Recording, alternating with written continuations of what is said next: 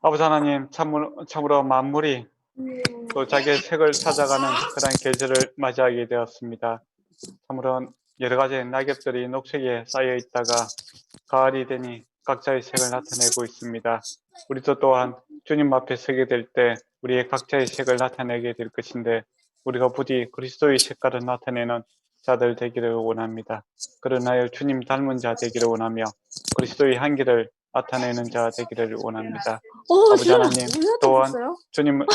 주님을 따라 살아가는 그러한 삶 속에서 참 받았어요. 주님의 열매를 맺는 그러한 자들 되게 하시고, 또 추수의 계절인데 주님 품 안에 주님 앞에 서게 될 때 주의 성령 충만한 열매들을 많이 맺는 그러한 착하고 충성된 그러한 종들이 될 수 있게 하여 주시옵소서.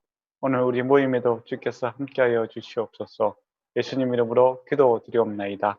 아멘. 예. 예, 지난 시간에 우리가 마태복음 24장 35절까지 했습니다. 예, 그리고 이제 오늘부터는 이제 오늘 이제 마태복음 24장 36절부터 하도록 하겠습니다. 그 종말에 대해서 그 이때와 그날, 그때 하면서 이렇게 두 가지로 나눠지는 것을 볼 수 있겠죠. 예, 베드로는 하나의 의미에서 물어봤는데 그들의 세계관에 있어서는 이 성전이 무너지는 것은 세상의 종말로 이렇게 생각했는데, 예수님께서는 그것을 나누어서 이야기했습니다. 1차적으로 성전이 파괴되는 거하고 또 이 세상이 종말되는 거하고는 이제 별개의 문제로 이렇게 나누어서 말씀해 주는 걸 우리가 알 수 있습니다. 그래서 36절부터 이제 주제의 전환이 일어나죠. 그래서 세상 끝날에 이제 무슨 일이 생길 것인가에 대해서 말씀하고 있습니다. 36절에 보면 하늘의 천사도 아들도 모르고 오직 아버지만 아시느니라 이렇게 되어 있습니다. 네, 그럼 진짜 예수님도 모를까요? 예, 어떻게 생각하세요? 예수님 모르면 좀 곤란하잖아요. 예, 선지자들도 아는 내용이니까 예수님도 당연히 아실 것 같아요. 그러나 이 주권에 있어서 오직 하나님께 달린 것이고, 또 사람에 의해서 또 어떤 천사라든지 다른 존재에 대해서 결정 사항이 아니다라는 겁니다. 그 때를 결정하시는 분은 오직 하나님께만 있다라는 것이죠. 그래서 이제 관심을 그때에 너무 이렇게 관심을 갖지 말고, 오늘 이 하루 내가 어떻게 살 것인가, 여기에 대한 관심을 좀 많이 가지고 살아라라는 것이 이 종말에 대한 내용입니다. 그래서 신학적으로 보면 이제 이 종말에 대해서 조직 신학적인 입장에서 이야기하면 그 전천설, 후천설, 무천설 이런 내용을 혹시 들어보셨습니까? 예, 그 다음에 조직 신학에서 보면 이제 그 종말에 대해서 배울 때 무천설, 뭐 후천설, 전천설 이러한 내용을 배웁니다. 근데 여기서는 다루지는 않을 겁니다. 왜냐하면은 그렇게 중요한 내용은 아니에요. 그리고 그 내용들이 그렇게 성경에 잘 안 맞습니다. 안 맞으니까 세 개나 이야기하겠죠. 맞으면 하나만 이야기하면 될 건데. 그러니까 이론들이 천년 왕국이라는 것을 가지고 이렇게 그 순서를 정하고 있는 그런 방법들인데, 사실 성경적 근거는 별로 없습니다. 예. 근데 우리가 이제 그 종말을 어떻게 맞이할 것인가 할 때, 베드로후서 이제 3장에서도 보면 베드로가 재밌는 말을 하지요. 하루가 천년이요 천년이 하루로다, 이제 그 이야기를 합니다. 그래서 이게 뭐 어떻게 이해해야 될 것인가, 네, 그거죠. 예. 그래서 종말을 대하는 우리의 마음의 자세라고 했을 때, 그때와 그 시는 아무도 모릅니다. 오직 하나님만이 결정할 수 있죠. 근데 우리의 관심사는 어디에 있어야 되는가 하면 바로 오늘 이 하루에 있는 거죠. 우리가 100년을 사든 10년 사든 1000년을 사든 사실은 하루를 사는 겁니다. 하루하루 살아가는 거잖아요. 그죠? 그래서 오늘 이 하루 내가 주님 안에 있고 주님의 은혜를, 또 주님의 사랑을 이렇게 맛보고 누리고 살아가고 있고, 또 주님과 함께 주님과 동행하면서 주님의 뜻을 사모하면서 또 주님의 능력을 덧입고 또 주님을 위해서 살고자 하는 마음으로 살아간다면, 예, 이게 뭐 주님이 오늘 오시든 내일 오시든 지금 오시든 아무 상관이 없지요. 내가 주님 안에 있고 주님과 함께 있기 때문에 그 시간에 그 상태의 영속성에서 더 나은 세계로 갈 뿐입니다. 근데 내가 오늘 이 하루 주님과 동행하지 않고 주님 밖에서 있고 또 주님 나라를 위해서 사모하는 마음을 살아간다면 주님 나라가 오면 정말 곤란하겠죠. 예, 그래서 우리가 종말에 대한 관심, 이단들은 뭐 언제 온다, 시간 맞추기 이런 거 참 좋아하는데 사실은 거기에 대한 관심이 많은 이유는 내가 오늘 주님과 함께 동행하지 않기 때문입니다. 네, 내가 오늘 주님과 함께 충분히 동행하고 주님 사모함과 그 사랑함과 주님에 대한 열정으로 가득하다면 오늘 오든 내일 오든 상관이 없지요. 주여 언제든지 오십시오. 네, 환영합니다. 이렇게 되는 거고, 내가 주님과 지금 현재 마음이 주님의 상태, 성령 충만함과는 거리가 먼 삶을 살고 있다면 주님이 갑자기 오면 큰일이잖아요. 그래서 두렵고 떨림이 있겠죠. 그래서 우리가 종말을 이제 늘 생각할 때 오늘에 집중해야 됩니다. 오늘 하루 내가 주님과 함께 동행하고 있는가, 여기에 대한 관심과 집중을 가져야 된다라는 겁니다. 그런 의미에서 오직 아버지께만이 알 수 있다 이거죠. 그리고 우리가 내가 오늘 이 하루 내 아버지와 자녀로서 이 깊은 관계 속에 살아가고 있는가, 난 또 자녀로서 아버지를 닮아가고 있는 그런 모습들이 있는가, 그게 이제 집중하라라고 말씀하고 있습니다. 그래서 이제 3절에서 보면 노아 때와 같이 인자의 임함도 그리하리라 이야기를 합니다. 노아 때에도 이제 예고가 되었잖아요, 그죠? 예, 홍수는 멸하게 될 것이다. 네, 그렇게 했습니다. 그러나 그때도 보면은 사람들이 먹고 마시고 장가들고 시집가고 있으며, 예, 홍수가 나기 전까지 또 비가 오는데도 불구하고 이제 그렇게 살았습니다. 먹고 마시고 장가들고 시집간 거 그게 뭐 죄는 아니잖아요, 그죠? 예, 그게 죄가 아닙니다. 예, 그런데 이들이 주님, 그 하나님의 약속에 대해서 전혀 생각하지 않고 자기들의 자기들의 유익만을 생각하고 살았다라는 겁니다. 예수님 말씀에도 무엇을 먹을까, 무엇을 마실까, 이게 참 중요해요. 그렇지만은 믿는 사람은 뭡니까? 먼저 그 나라와 그 의를 구하라. 즉 하나님을 나라를 구하고 하나님의 의에 대해서 관심을 갖고 살아가는 것이 믿지 않는 사람과 차이죠. 그렇게 하면 이 모든 것이 다리라, 그렇게 약속해 있지 않습니까? 노아 때도 이제 사람들이 뭐 비 오기만을 기다리고 살 수는 없잖아요, 그죠? 그러면 그들이 하나님께서 요구하시는 것은 그들이 먹고 마시고 장가가고 시집가나, 예, 무엇을 위해서 살아가야 되는가? 예, 하나님 나라와 내가 하나님 백성으로 어떻게 살아가야 될 것인가? 그 가운데서 먹고 마시고 시집가고 장가간다면 그들의 삶은 의미가 있는 삶이죠. 그런데 그거 없이 본질적인 알맹이 없이 껍데기만 그렇게 살아간다면은 예, 그 멸망을 피할 수가 없다. 이제 그겁니다. 그리고 이제 그 주님 오실 때도 뭐 어떤 사람 밭에서 일하고 맷돌질하고, 밭에서 일하는 것은 농사 짓는 거, 그러니까 요즘 같으면 회사에서 일하는 거죠, 그죠?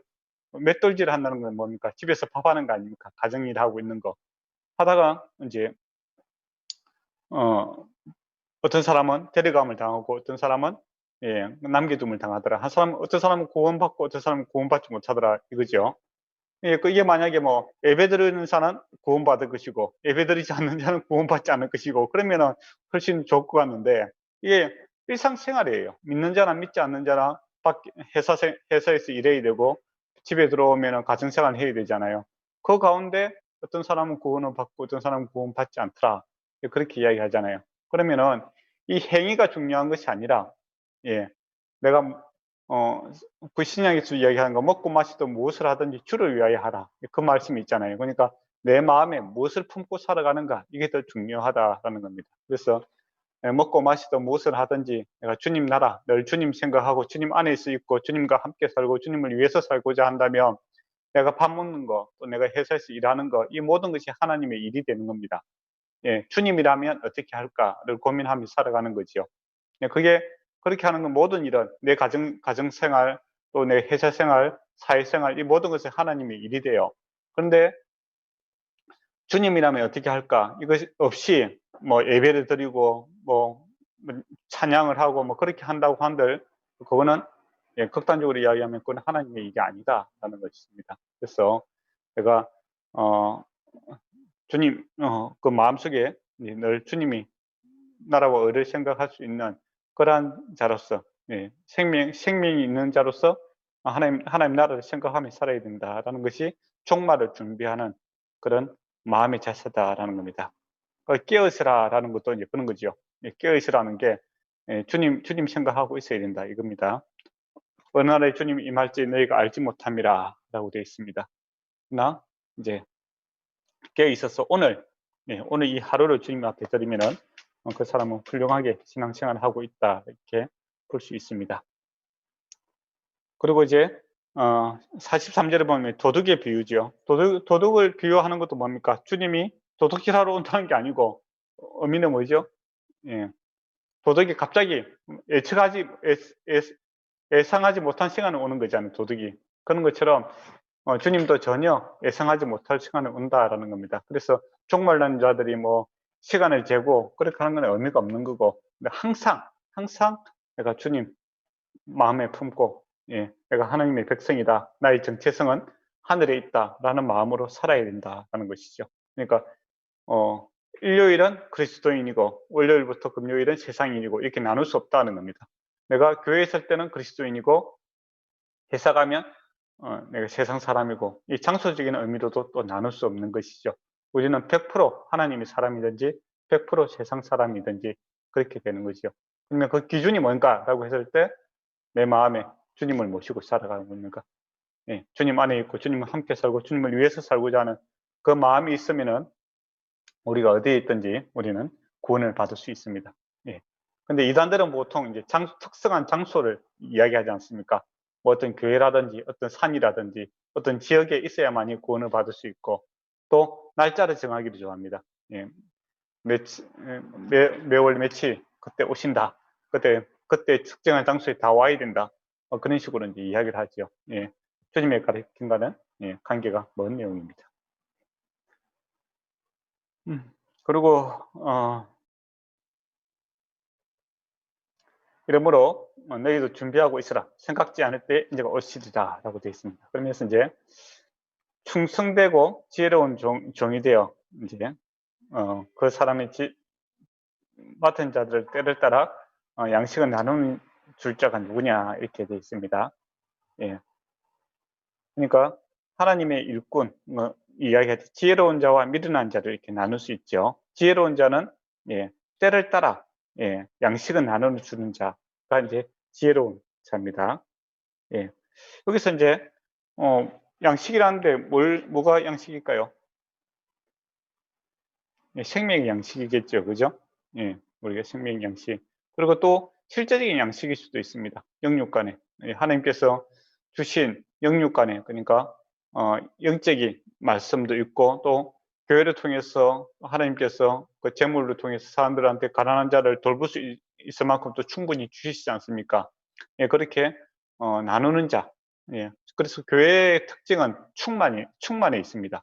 성령 충만 이렇게 하고 있고 또 하나님의 일을 할 때도 보면 충만하게 하는 것을 보게 되죠. 이 충만이라는 뜻은 컵이 있는데 물을 붓잖아요. 그러면 물이 차고 넘치는 것을 이제 충만이다 이렇게 이야기합니다. 그러니까 하나님께서는 항상 이 지상의 교회들에게 하나님의 생명의 양식, 즉 예수 그리스도의 은혜도 충만히 주심으로 구원받는 자들은 어느 누구나 와서 구원받을 수 있게끔 하시고 또 어느 지역이든지 교회를 통해서 물질이라든지 또 의료품이라든지 기타 이런 것들을 충만히 주심으로 나눌 수 있는 그런 모습으로 교회가 살아가게 하십니다. 그래서 하나님께서 주시는 것들을 잘 나누는 자, 이것이 이제 하나님의 백성들의 모습이다라는 겁니다. 그런 의미에서 요새 뭐 찬양에 보면 축복의 통로다 이런 이야기 많이 하잖아요. 그게 참 좋은 표현인 것 같아요. 하늘의 보화, 하늘의 우리가 청직이 된 자로서 또 서기관 된 자로서 하늘의 좋은 것들을 땅에 나눌 수 있는 그러한 자가 되어야 되겠죠. 그런데 이제 이것이 막히는 경우가 있습니다. 뭘까요? 죄로 인하여 막힐 수도 있겠고, 이제 거룩을 상실하는 경우도 있겠고, 또 그 통로를 내 것으로만 사용하고자 하는 사람도 있죠. 나만 잘 되면 돼. 이런 이기적인 마음을 갖고 있으면 또 우리 교회만 잘 되면 돼. 이런 식으로 이제 하면 그 하나님의 마음과 이렇게 합하지 않기 때문에 이제 문제가 생기죠. 예. 뭐 우리도 이제 몸도 그렇잖아요. 그죠? 몸도 이렇게 피가 있는데 예, 피가 잘 돌면 건강한 사람이잖아요.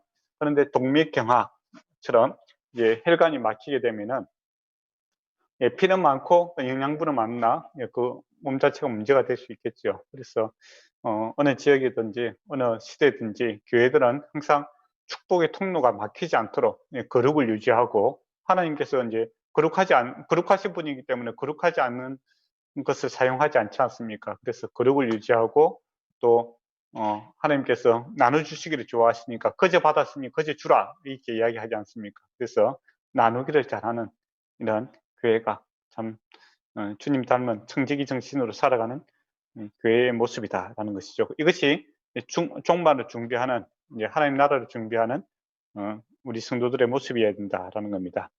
근데 이제 그 반대로 48절 보면 그 악한 종이 마음에 생각하기를 주인이 드디어 오리라 생각하고 동료를 때리고 술 친구들과 더불어 먹고 마시더라 이렇게 돼 있죠. 예, 그 악한 종, 예, 하나님 그냥 주인이 드디어 오시더라. 예, 눈치를 보고 있는 거죠. 자기 이제 주권을 갖다가 자기에게 돌리고 있는 겁니다. 하나님 올 때 내가 하나님께 인정하고 아직 안 오니까 예, 지금은 내 마음대로 하겠다. 예, 그거죠. 스스로 이제 스스로 이제 하나님의 주권 침해해서 자기 소견대로 살고자 하는 자의 모습입니다. 근데 왜 동료를 때릴까요? 악한 자의 모습에서 동료를 때리고, 그죠? 술 친구들과 더불어 먹고 마시더라. 이게 뭐 어떻게 동료를 왜 때릴까요? 만만하니까. 본인의 권위 아래 내두고 싶으니까. 그것도 좋은 표현 같아요. 예, 또 예, 마음이 안 맞으니까 때리겠죠, 그죠? 그렇잖아요. 그러니까 술 친구들하고는 잘 지내잖아요. 그러니까 본인이 동료들은 이제 만약에 목사님들이라면 윤 목사님은 저하고 있잖아요. 예, 하나님 같은 마음을 품는다면 잘 지내겠지요. 근데 제가 이제 타락을 해서 예, 내 마음대로 살고 싶어. 그럼 윤 목사님이 목사님 그렇게 하시면 안 됩니다. 하나님께서 기뻐하지 않아요. 그럼 나도 기뻐하지 않아요. 푹 하면 그렇게 되겠죠, 그죠? 예, 그러니까 마음에 이제 하나님이 없는 사람이 이제 그 옆에 하나님의 사람을 괴롭히게 됩니다. 예, 이런 모습들은 이제 교회에서도 많이 나타나게 되죠. 예, 교회에서 참 사랑으로 하나가 돼야 되고 그렇게 해야 되는데 가끔 보면 이제 분쟁이 있고 서로 싸우고 또 목회자도 서로 싸우고 뭐 그런 모습들이 있습니다. 근데 우리가 가만히 보면 그 가운데 하나님의 모습이 있는가라고 하면 찾기가 힘들어요. 예, 마치 하나님 없는 사람처럼 그렇게 생활하잖아요. 그죠? 싸우고 그렇게 하는 모습들을 보게 되는데 예, 그게 원인이 어딨냐라고 했을 때 주님이 드디어 오실 것이다. 그러니까 주님의 오늘 이 하루 내가 주님 앞에 서 있다. 주님과 함께 있다는 걸 놓쳐버리면은 자기 속인대로 사람은 살아가게 됩니다. 예, 그리고 거룩을 이야기하고 하나님 말씀대로 살아가는 사람은 적이 되고 술 마시고 술 자체는 문제가 되지 않는데 어쨌든 간에 뭐 자기 욕망대로 살아가는 모습들이 이제 술 마시고 이렇게 살아가는 이런 모습이죠. 그죠? 그렇게 이제 그런 사람들과 세상 사람들과 짝대어 살아가는 그런 모습을 보게 되죠. 예, 그러나 생각지도 않는 곳에 하나님 것이 하나님이 주님이 임하게 될 것이다라고 되죠. 그리고 외식하는 자가 받는 벌을 받게 될 것이다. 음이 때리고 그리고 슬피 울며 이를 가리라. 예, 참 안타까운 일이죠. 그러면서 이제 25장으로 이렇게 넘어갑니다. 25장도 이제 같은 내용들입니다. 25장 1절에서 13절까지 이제 열처녀 비유입니다. 이 열처녀 비유는 마태복음에만 이렇게 기록이 되어 있습니다. 예.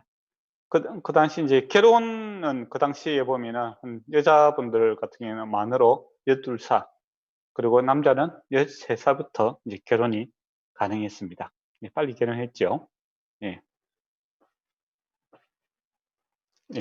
그리고 이제 그 결혼을 할 때 이제 여기서 등불을 준비하잖아요. 등불을 준비하는데 이 등불은 램프가 아닙니다. 우리가 램프가 아니라 그 횃불. 예, 이게 실뭉치는 걸 이렇게 만들어서 기름에 이렇게 담그면은 불 붙이면 불이 붙잖아요. 그러면 한 15분 간격으로 다시 이 기름을 공급해줘야 이 불이 붙습니다. 그러니까 램프가 아니라 이 횃불 종류로 이렇게 보시면 될 것 같습니다. 그래서 한 15분 간격으로 이렇게 기름을 공급해야 이렇게 불이 붙고, 또 이제 신랑이 오잖아요. 신랑이 오면 그 이제 불을 들고 춤도 같이 추는 그런 용도로 이렇게 쓰여집니다. 그러니까 좀 지혜로운 사람이라면 이 15분밖에 타지 않기 때문에 신랑이 좀 늦게 올 수 있잖아요.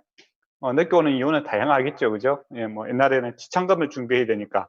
그러니까 그 약혼을 하고 1년 안에 이제 그 신부를 데려오면 됩니다. 근데 그냥 가면 안 되고 지창금을 이제 가지고 가야 돼요. 그러니까 지창금을 갖다가 준비한 사람도 있고 준비 못한 사람도 있잖아요. 그러면 또 여러 가지 이유 때문에 조금 늦을 수가 있잖아요, 그죠? 그렇기 때문에 이제 지혜로운 사람은 이 15분, 15분 안에 탁금만 딱 가지고 있으면은 늦게 오면 그때 되면 같이 뭐 축하하지도 못하잖아요. 그러면 항상 기름을 좀 여유분을 이렇게 갖고 있는 게 이제 정상입니다. 그런데 이제 미련한 자들은 이제 그것을 준비하지 못했죠. 신랑이 늦게 오므로. 근데 지혜로운 자들은 이제 그 기름을 이제 준비하고 있었다라는 겁니다. 그리고 이제 주님 왔을 때 이제 슬기로운 자들은 신랑과 함께 결혼 파티에 들어가고, 미련한 자들은 그 문이 닫혀 있으므로 이제 들어가지 못하는 이제 그런 모습이 되더라라는 겁니다. 그래서 깨어 있으라, 너희는 그날과 그때를 알지 못하니라라는 겁니다. 그러니까 늘 준비하고 있어야 된다라는 겁니다. 그리고 여기서는 인내도 필요하겠죠, 그죠? 인내할 수 있는, 기다릴 수 있는 그런 자가 지혜롭다라는 겁니다. 이제 결혼식에 비유한 이유는 이제 신해산 언약도 이제 결혼에 비유합니다. 하나님과 이스라엘 백성이 이제 결혼한 것으로 이렇게 비유하고 있고, 또 신약 교회도 예수 그리스도가 신랑이고 교회가 신부를 이렇게 되어 있죠. 그래서 우리가 주님과 함께 한 집에 살아가는 한 가족이다 라는 것을 이야기합니다. 그리고 그런 모습이 있어서 결혼 비유는 아주 적절한 비유죠. 그리고 우리는 이제 그 주님과 함께 그 신랑과 함께 기뻐하는 이제 그런 자들이죠. 그런데 이제 기름을 준비하라라고 했는데, 그럼 우리에게 있어서 이제 기름은 무엇일까? 이제 그렇게 한번 생각해 봐야 되겠죠. 그죠? 예. 뭘까요? 성령 충만인 것 같아요. 늘 주님 사모하는 마음으로 이렇게 살아가고, 또 주님이라면 어떻게 하실까? 예, 그렇게 생각하고 이렇게 살아가는 거. 예, 그게 이제 그거겠죠. 그 주님을 맞이하는 것을 준비된 자세이다라고 생각합니다. 그래서 깨어 있다라는 것도 그렇잖아요. 뭐 잠을 자느냐, 눈을 뜨고 있느냐, 그게 문제가 아니라 영적으로 깨어 있는 것, 즉 주님 의식하고 살아가는가, 그게 중요하죠. 그러니까 자는 거하고 깨어 있는 거하고 차이는 뭡니까? 예, 의식의 차이잖아요. 의식의. 예, 자고 있을 또 숨 쉬고 있잖아요, 그죠? 숨 쉬고 있고 심장을 뛰고 있고 그렇습니다. 그러나 의식이 없는 거잖아요. 의식이 무의식 속에 이제 있는 거고. 근데 깨어 있을 때는 의식을 갖고 판단을 하고 살아간다라는 것이 깨어 있는 거 아닙니까? 그러면 영적으로 깨어 있다라는 것은 늘 주님을 생각하고 살아가는 거. 그게 이제 깨어 있는 거죠. 근데 우리가 이제 주님 생각하지 않고 이제 무엇을 마실까, 무엇을 입을까, 뭐 또 세상 사람들처럼 그렇게 똑같이 살아간다면 우리는 깨어 있는 자가 아니고 잠자고 있는 자죠. 죽은 자는 아닙니다. 죽은 자는 아예 생각을 안 하지요. 예. 죽은 자는 하나님에 대해서 아예 생각을 안 하는 사람이 죽어 있는 자죠. 믿지 않는 사람들은 아예 생각을 안 하겠죠. 하나님에 대해서 아예 생각을 안 합니다. 가치를 안 둔다. 가치를 갖다가 두지를 않죠. 근데 믿는 자 중에서도 하나님에 대해서 생각하고 있는 자와 또 그 무시하고 살아가는 자, 그 차이는 좀 나눠주고 있을 것 같아요. 그래서 항상 좀 이 긴장감을 주고 있는 게 사실입니다. 성경에서 우리가 하나님께서 선택하는 자는 결코 내가 놓지 않는다. 이것도 이야기를 하고 있고, 또 생명이 있는 자는 이 하나님에 깨어 있어서 긴장하며 살아야 된다. 즉 하나님을 사모하고 살아야 된다. 이 긴장감도 주고 있는 것이 성경의 메시지입니다. 그래서 생명이 있는 자는 사실은 하나님 나라에 대해서 반응을 하며 살아가게 되겠죠. 물론 생명이 있는 자가 하나님 말씀대로 살지 못하는 그런 모습들이 분명하게 있습니다. 그래서 그 서신서에 보면은 그 초대교회에 여러 가지 문제들이 있지 않습니까? 세상에도 없는 그러한 죄들을 짓고 살아가는 고린도인들의 모습이 있어요. 예, 그 참 부끄러운 모습입니다. 근데 바울이 그들을 가르쳤어. 예, 하나님의 그 성도라고 이야기를 합니다. 예, 그렇게 해서 똑같지만은 뭡니까? 그들이 죽은 것이 아니라 잠자고 있기 때문에 그 영혼을 깨우는 거죠. 그래서 자기 중심대로 사는 것이 아니라 하나님 중심대로 살고자 다시 이제 부르짖는 그런 모습을 보게 됩니다.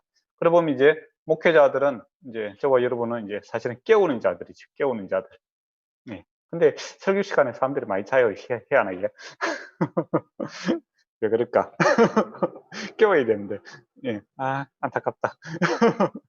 아, 저 오늘도 제가 오늘 설교하면서 다윗을 갖다가 계속 솔로몬이라 해갖고 우리 성도가 예, 목사님 다윗이에요 하면서 그렇게 이야기하더라고요. 아, 제가 부끄러웠습니다. 그러면서 속으로 아, 내보다는 우리 성도들이 낫구나.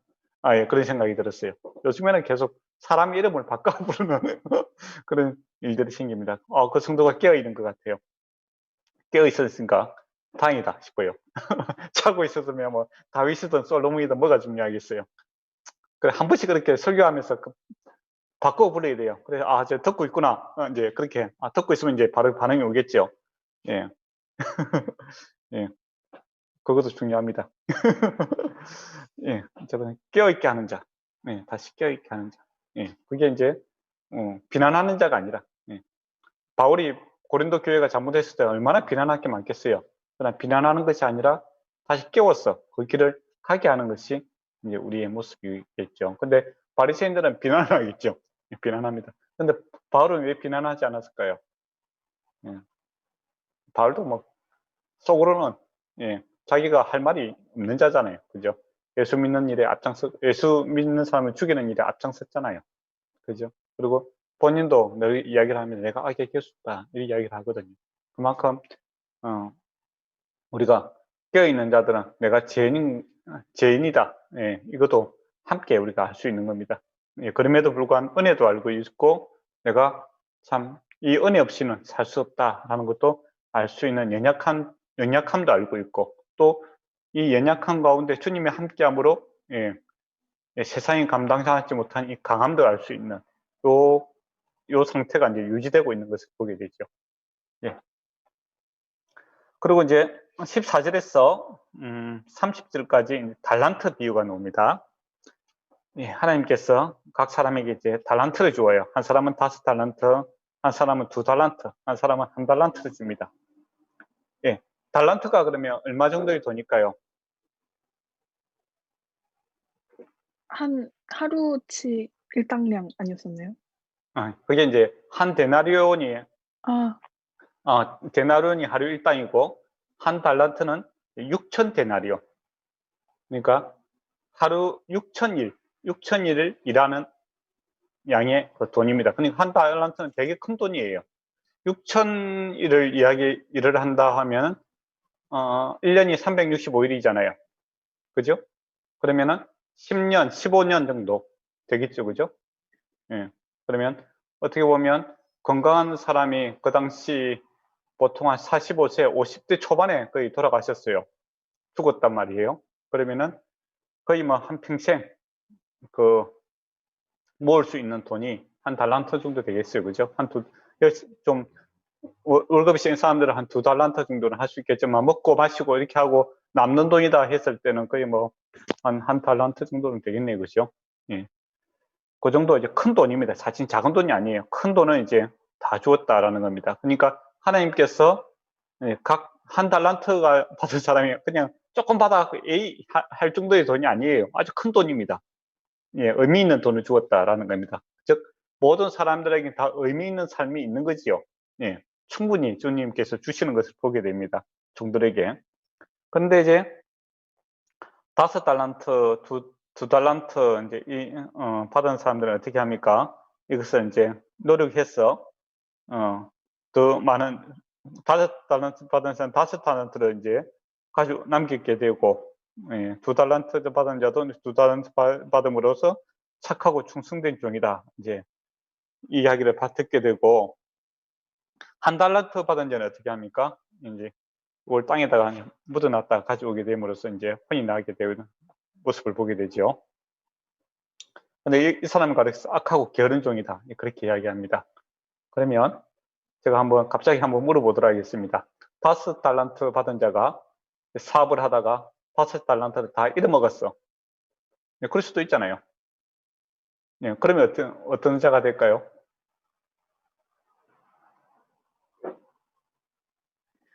아, 노력은 했으나 결과는 안 좋았었던가. 그렇죠. 그럴 수가 있죠. 우리 인생이 좀 그렇잖아요. 사업하시다가 보면은, 다 부자가 되기를 원하나, 그렇게 되지 못하는 경우가 많잖아요. 또, 우리가 하나님의 일을 하다 보면은, 다 교회를 부흥시키고 싶지만은, 안 되는 경우도 있고, 예, 옛날 선지자들도 그렇잖아요. 하나님의 말씀을 이렇게 들고 갔는데, 회개하지 않고, 도리어 내가 돌에 맞아 죽는 경우도 있고, 그리고 또, 요나 같은 경우에는 저 사람들 제발 회개하지 마라 하면서 이야기했는데 회개를 함으로써 곤란한 상황을 당하는 그런 일도 있잖아요. 그렇잖아요. 그래서 이 종과 주인의 관계는 그렇습니다. 주인이 가리키는 행동을 갖다가 했을 때 그 책임은 주인이 다지는 거예요. 종의 책임이 있는 게 아닙니다. 그러니까 5달란트 가지고 자기가 노력했는데 안 됐을 경우에는 그 책임은 주인에게 있는 거예요. 여전히 착하고 충성된 종입니다. 우리 같은 경우는 이제 회사 생활이라고 보면 되겠죠. 사장님이 이렇게 지시를 했어요. 그런데 직원이 그 지시를 충실히 이행을 했습니다. 그런데 안 됐어요. 그러면 누구 책임입니까? 그거는 명령을 한 오너의 책임이잖아요. 그죠? 근데 명령대로 하지 않았으면 그건 직원의 책임이지만은 명령대로 했는데 안 됐을 경우에는 그건 오너의 책임이잖아요. 그렇기 때문에 착하고 충성되지만 결과에 대해서는 항상 주인이 이렇게 갖게 되는 그런 게죠. 그래서 착하다라는 것은 착하고 악하다라는 것은 동기의 문제입니다. 마음의 문제. 그렇잖아요. 그죠? 그래서 이 5달란트, 2달란트 받은 자는 주인의 마음을 알고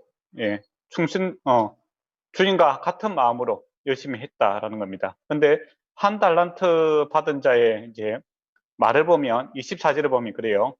주인이여 당신은 굳은 사람이라 심지 않은 데서 거두고 해치지 않은 데서 모는 줄 내가 알므로. 이게 무슨 말입니까? 심지 않은 데서 거두고 해치지 않은 데서 모은다. 이거는 무슨 말이죠? 강도잖아요. 강도. 도둑이잖아요. 예, 내가 심지 않는 것을 훔쳐오는 거는 그죠?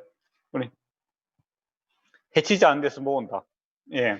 자기가 이렇게 뿌리가 흩어갖고 그 노력도 하지 않는 것을 거두고 오는 것은 강도, 절도, 그런 거잖아요. 그러니까 이 1달란트 받은 자는 주인을 갖다가 아주 나쁜 사람으로 생각하고 있는 거예요.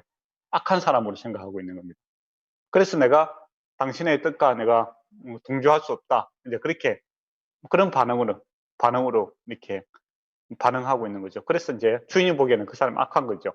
주인의 마음과 한 마음이 아닌 겁니다. 그런 거죠. 하나님께서 이제 우리에게 주신 삶이 있습니다. 근데 하나님께서 선하신 분이기 때문에 우리에게 좋은 것을 주시죠. 그래서 내게 주어진 이 하루를 하나님께서 내게 주신 것을 최선을 다하는 주님의 마음을 품고 주님 주신 일이라면 내가 이게 좋은 것으로 받아들이고 최선을 다하겠다. 그럼 착한 사람이잖아요. 그죠? 근데 하나님 나쁜 사람이야. 하나님 하는 건 내가 그대로 했다가는 나도 나쁜 사람 될 것 같아. 나는 그거 못하겠어. 그렇게 하는 게 이제 악한 종의 모습이죠.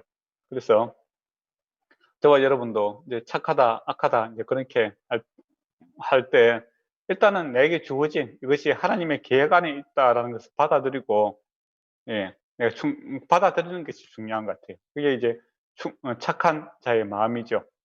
그러니까 어떤 사람은 도시에서 멋있는 모습으로 또 목회를 할 수 있을 것 같고, 어떤 사람은 시골에서 성도도 없는 가운데서도 목회할 수 있어요. 그러나 다 하나님의 선한 뜻이 있다 생각하고 그곳에서 최선을 다하면 그거는 10사람이 모이든 한 사람이 모이든 아예 없든 그건 하나님께서 책임지실 겁니다. 그런데 어떤 사람은 항상 불만이 있는 사람이 있어요. 나는 능력이 많이 되는데 왜 인데 와서 생활하는지 불평이 있는 사람도 있습니다. 의외로 많아요. 불만 불평이 많은 자의 모습은 이 한 달란트 받은 자의 모습이죠. 예, 나는 능력이 많은데 왜 5달란트를 안 주었는가? 주인이 나를 무시하느냐? 이제 그런 쪽으로. 그래서 고로 주인은 이 사업에 대해서 또 일에 대해서 모르는 사람이고, 에이, 에라 모르겠다. 난 안 하겠다. 하고 이제 그 주신 은사를 갖다가 땅에 묻어버리고 아무것도 하지 않는 자죠. 예, 그런 아무것도 하지 않았기 때문에 주인은 그를 게으른 자라고 합니다. 예. 충성된 자는 뭡니까? 자기 주어진 일에 최선을 다했다는 겁니다. 그것으로 만족하는 거죠. 그래서 5달란트 받은 자는 5달란트를 많이 남겨야 되는 그 책임이 있고, 2달란트 남기면 되는 겁니다. 거기에 대해서 뭐 우위를 정하는 게 아니잖아요. 착하고 충성되냐 이걸 보는 겁니다. 예. 그래서 하나님께서 저와 여러분에게 평가 기준이 그거예요. 어떤 마음으로 주님과 한 마음으로 이렇게 사역을 하고 있는가. 그러면 착한 종이 분명합니다. 그리고 충성되이 내게 주어진 안에서 내가 최선을 다한다면 우리는 착한 충성된 종으로서 살아가는 거죠. 근데 하나님과 관계를 하나님에 대한 불신, 하나님에 대해 나쁘게 생각하고 또 내게 주어진 것들에 대해 만족하지 않고 게으르게 생활한다면 그거는 악한 종이 되는 거죠. 게으르고 악한 종이 되는 겁니다. 그리고 그 당시 이제 그 주인이 그렇게 하니까 만약에 내가 나를 그렇게 악하게 생각했다면은 그 돈을 가지고 그 은행에 이자라도 받아갖고 가져와야 되지 않느냐 이제 그렇게 이야기를 하는 겁니다. 맞죠? 그죠? 근데 이 종은 이제 전혀 그렇게 27절에 보면 내가 마땅히 내 돈을 치대한 자에게나 맡겼다가 내가 왔을 때 내 원금과 이자를 받게 하였을 것이니라 이렇게 되어 있잖아요. 그죠? 그러니까 주인은 이 돈에 대해서 관심이 없는 거예요. 그러니까 돈을 많이 벌겠다 하는 의미에서 준 게 아니다라는 겁니다. 그 사람의 삶의 가치, 한 달란트 받은 자도 의미 있는 삶을 살아라고 이렇게 준 거예요.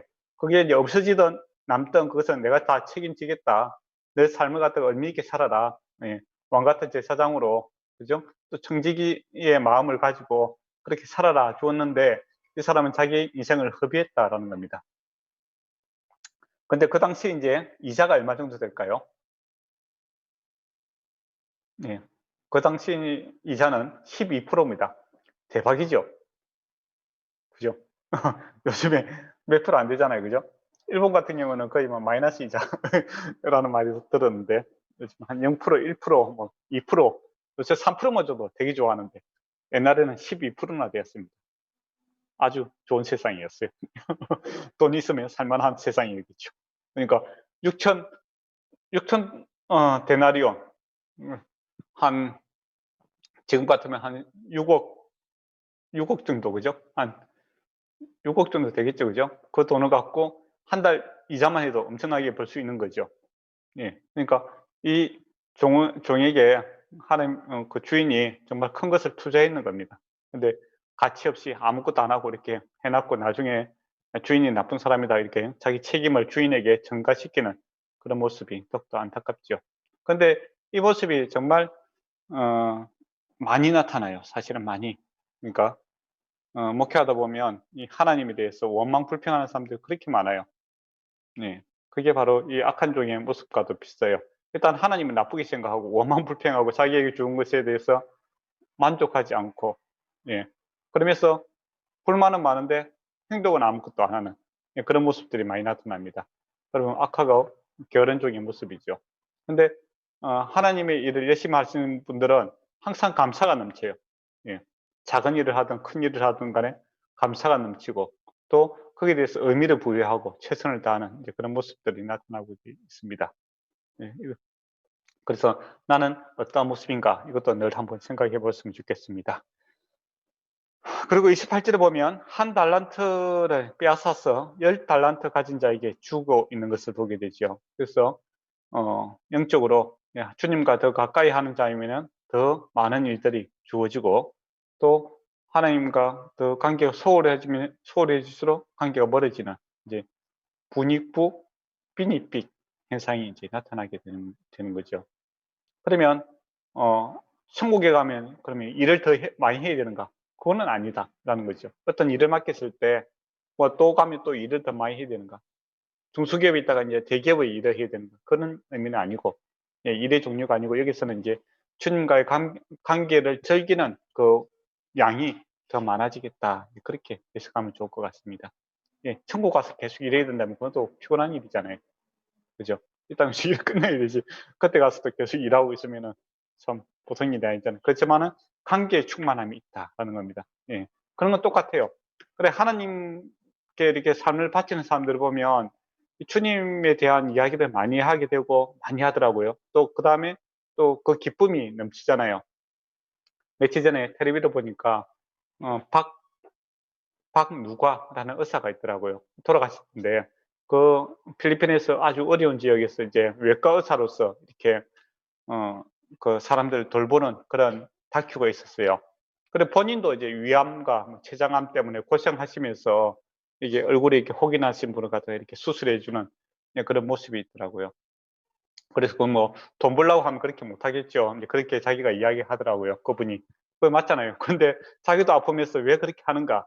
예, 또 하나님의 일하는 사람들, 봉사하는 사람들 보면 자기 일도 바쁜데 굳이 또 그 시간을 내서 그렇게 애를 쓰는 모습들이 있잖아요. 그 왜 그런가라고 했을 때 하나님의 일을 할 때 이 세상이 알 수 없는 기쁨이 있습니다. 네, 반드시 있어요. 그래서 중독 현상이 나타납니다. 네, 선한 일에도 중독 현상이 나타나요. 그래서 우리가 이제 이렇게 막 열악한 선교 현장에 어떤 분들이 가시잖아요. 예, 가서 이렇게 사역을 하다 보면 나중에 오지 말라고 해도 자기가 알아서 갑니다. 예, 계속 그 기쁨으로 가요. 그러니까 열악하고 어려운 상황에서 이렇게 선교 활동한다는 위험한 일이거든요, 사실. 그런데 그 위험한 현장을 스스로 가고 또 못 가서 안달인 사람들 있죠. 가지 말라고 해도 자기가 또 가게 되는 그런 일들이 생깁니다. 그 왜 그런가? 예, 세상이 알 수 없는 그 주님과의 깊은 관계를 그들이 경험하기 때문이죠. 예, 그래서 어떻게 보면 중독입니다. 끊을 수 없는 중독이에요.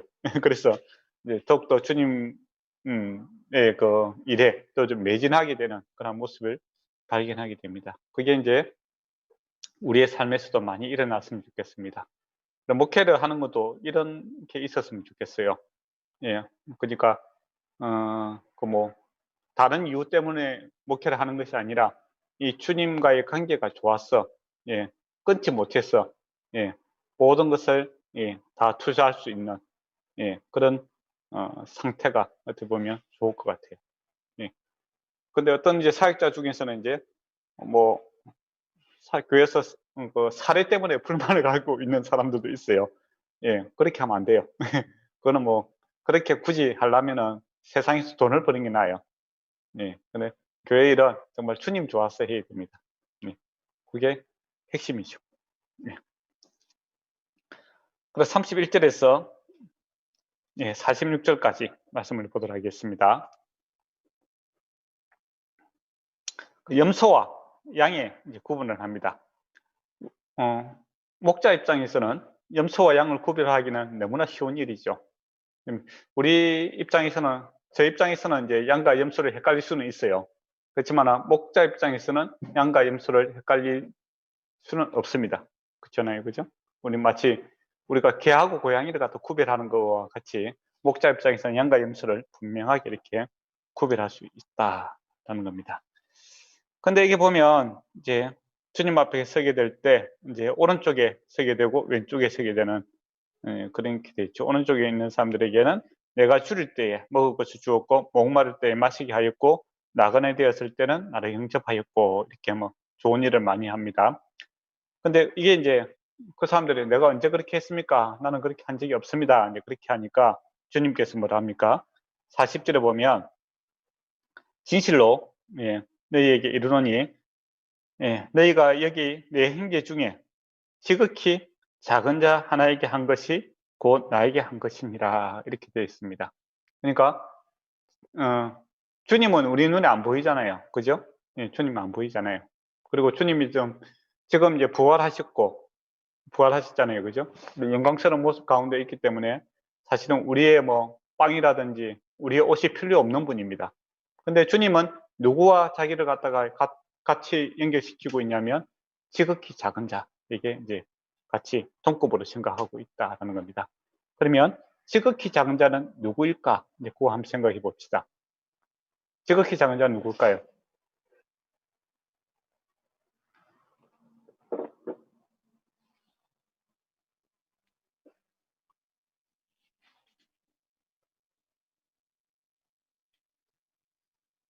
그냥 필요가 필요를 뭐야 해야 되지? 뭘 필요로 하는 사람? 필요로 하는 사람. 그거 좋죠. 예. 근데 큰 자도 필요로 하지 않습니까? 음. 근데 이제 뒤에 보면 다른 아까 계른장들도 했어요. 보면 뭐 좋은 일 많이 했다, 주님의 일을 많이 했다고 주장하잖아요. 예. 억울하다 이거죠. 우리가 뭐 살다 보면 누군가 주고 받고 하는 게 많을 수가 있잖아요. 그죠?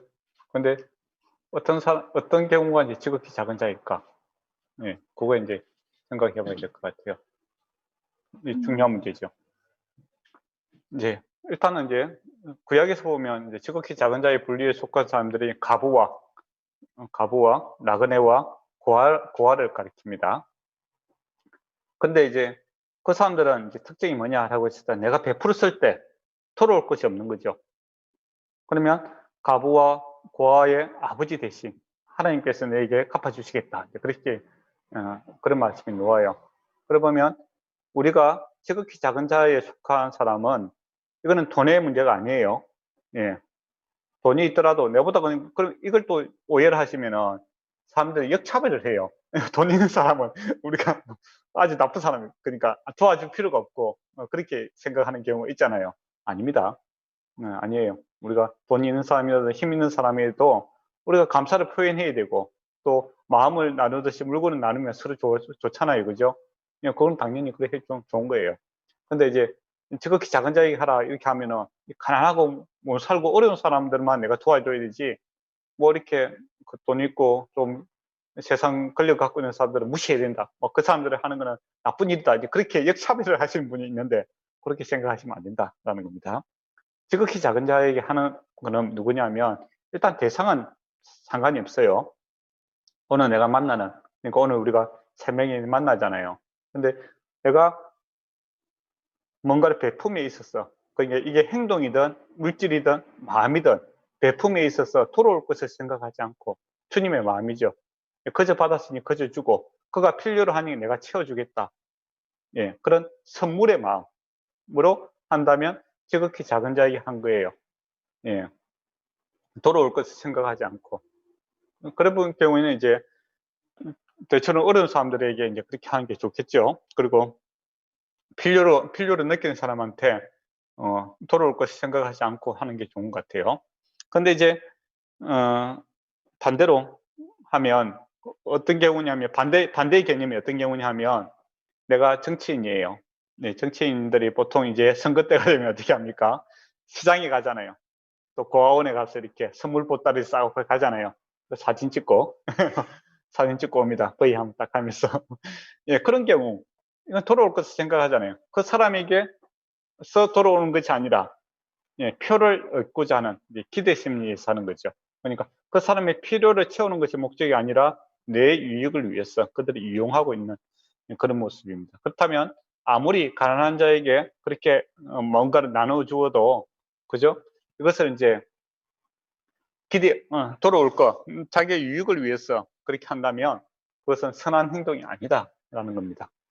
그는 이미 대가를 다 받았다는 거죠. 내가 고원에 가서 이렇게 선물 나눠주고 표를 갖다가 많이 얻었어요. 사진 찍고. 그렇다면 이미 받았잖아요.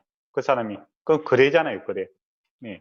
그런 경우에는, 그, 선행으로 보지 않습니다. 하나님께서. 예. 그리고 또 아무리 또 그런 의미에서 이제, 교회도 그렇겠죠. 그죠? 내가 뭐 장로가 되고 싶었어. 뭐, 교회에 필요한 것도 내가 좀 해준다. 기부하고, 예, 그 대가로 이제 내가 뭐 장로가 되었다. 그때 다 받은 거예요. 근데 장로님이 이제 좋은 경우죠. 뭐 교회에 필요해서 내가 채우고 그런데 사람들이 보니까 저 사람이 참 일꾼이 되었으면 좋겠다 하는 선한 마음에서 내가 장로가 되었다. 그거는 별개의 문제잖아요. 그죠? 근데 마음이 일단 문제잖아요. 그죠? 네, 그렇게 보시면 될 것 같습니다. 그래서 우리가 지극히 작은 자라고 했을 때 토로올 것을 생각하지 않고 그 사람의 필요를 채워주는 기쁨으로 내가 그저 받았으니 그저 주는 사랑의 마음으로 그렇게 하면 우리는 지극히 작은 자를 섬기는 자가 되겠죠. 그게 이제 주님이 우리에게 하시는 거 아닙니까? 주님께서 우리에게 돌아올 것을 생각하지 않고 그저 주셨는 거죠. 근데 우리가 감사함으로 주님 앞에 찬양하는 거 아닙니까? 근데 이게 지극히 작은 자의 기준을 갖다가 물질이라든지 그런 기준으로 생각하면 이게 참 문제가 생기는 게, 그럼 솔로몬은 뭡니까? 솔로몬은 이미 부자잖아요.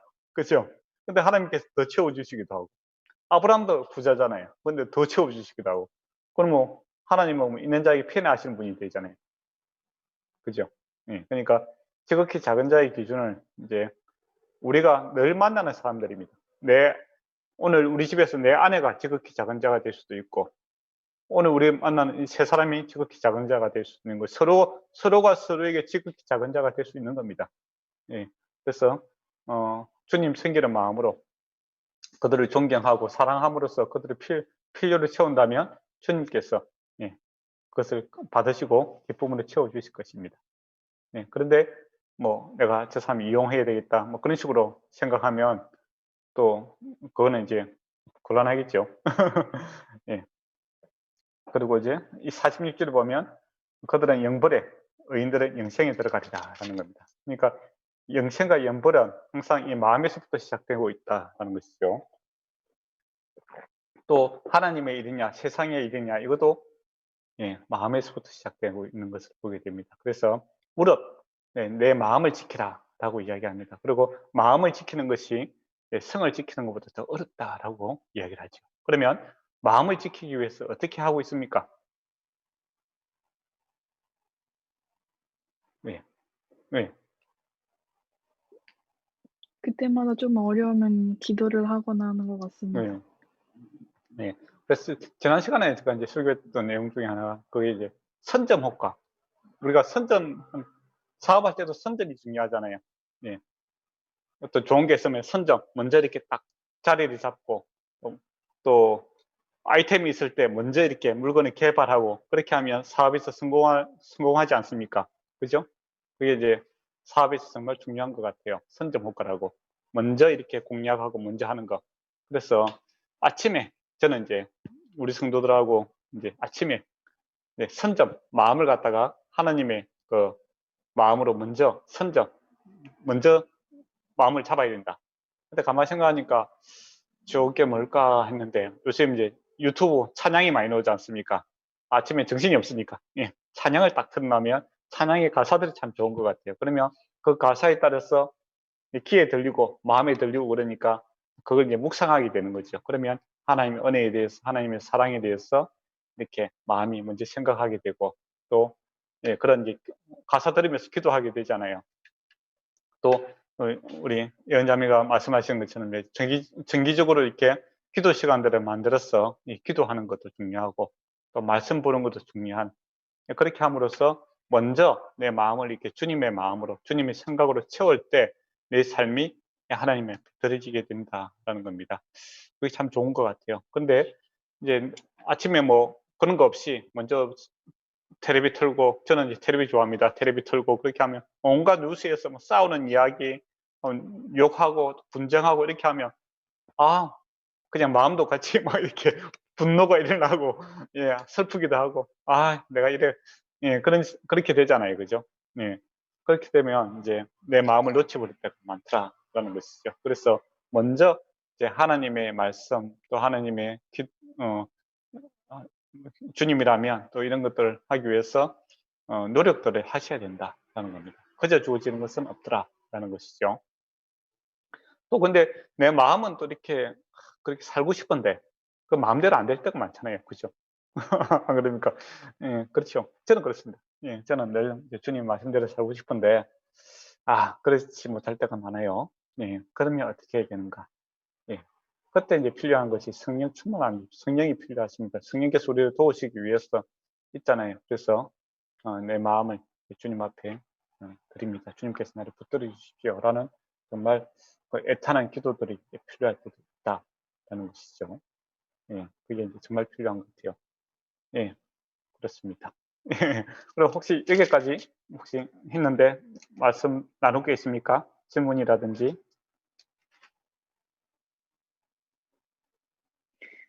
그 말씀에서가 아니라 이제 개인적인 그 생활에 대해서 네, 이제 그 말씀을 비춰서 생각을 해 봤었을 때 이제 쪼끔 강박이 있는 것 같아서 네, 이제 그러니까 주신 달란트만큼 제가 해야 된다라는 강박에 사로잡혀서 이제 제가 몸이 피곤해도 쪼끔 네, 영적으로도 좋지 않아도 그걸 꼭 해야 된다라는 강박이 있는 것 같은데 이 부분을 좀 어떻게 이제 제가 생각을 해야 될지를 네 좀 어려운 것 같습니다 그게.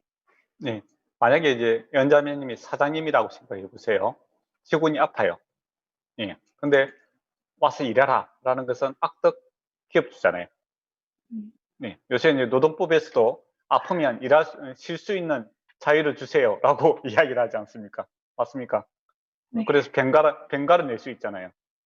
맞잖아요. 예. 네. 그리고 또 휴가권을 사용할 수 있습니다. 예.